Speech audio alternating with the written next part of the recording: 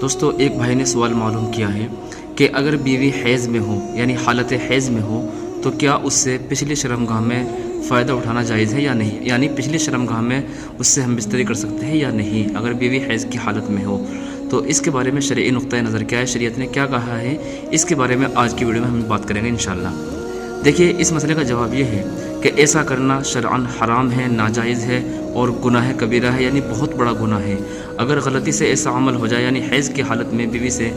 Period کی حالت میں پچھلی شرمگاہ میں یعنی دبر میں کوئی شخص ہم بستری کر لیتا ہے تو یقیناً اس کے لیے بہت بڑا گناہ ہوتا ہے۔ اگر کوئی شخص اس کو دھوکے سے کر لے تو اس کے لیے توبہ اور استغفار لازم ہے، اور اگر کوئی شخص جان بوجھ کر کرتا ہے، اس کو پتہ ہے کہ منع ہے اور یہ بھی پتہ ہے کہ قرآن میں صاف طور پر اللہ نے منع کیا ہے، تو پھر اس کا ایمان بھی ختم ہو جاتا ہے، اس کو دوبارہ نکاح کرنا پڑتا ہے اور ایمان لانا پڑتا ہے، اس لیے کہ یہ قرآن سے ثابت ہے۔ اگر کوئی شخص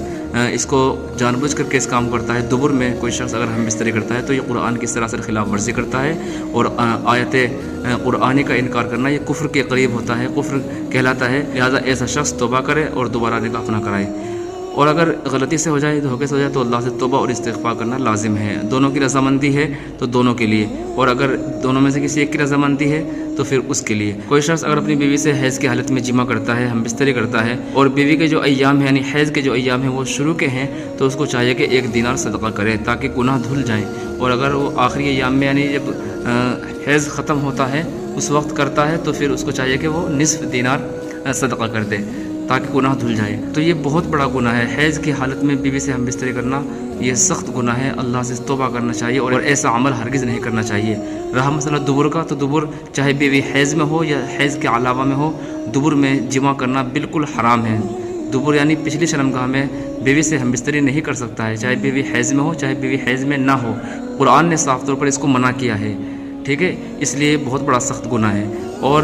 رہا مسئلہ حیض کی حالت میں، حیض کی حالت میں بھی ہم بستری کرنا سخت منع ہے، سخت گناہ ہے۔ حیض کی حالت میں بھی یعنی پیریڈ کی حالت میں بھی ہم بستری کرنا بالکل بھی جائز نہیں ہے، قرآن نے بھی اس کو منع کیا ہے، اور طبی اعتبار سے ڈاکٹری اعتبار سے بھی منع ہے، اس سے بہت بڑا خطرہ ہو سکتا ہے، نقصان ہو سکتا ہے۔ تو ایسی سچویشن میں، ایسی صورت میں اگر بیوی حیض میں ہو، پیریڈ میں ہو، تو ناف سے لے کر یعنی جو ناف ہوتا ہے، نابھی جو ہوتی ہے وہاں سے لے کر گھٹنے جو ہوتے ہیں وہاں تک کے بغیر کسی کپڑے کے، بغیر کسی حائل کے یعنی کپڑا اتار کر کے بیوی سے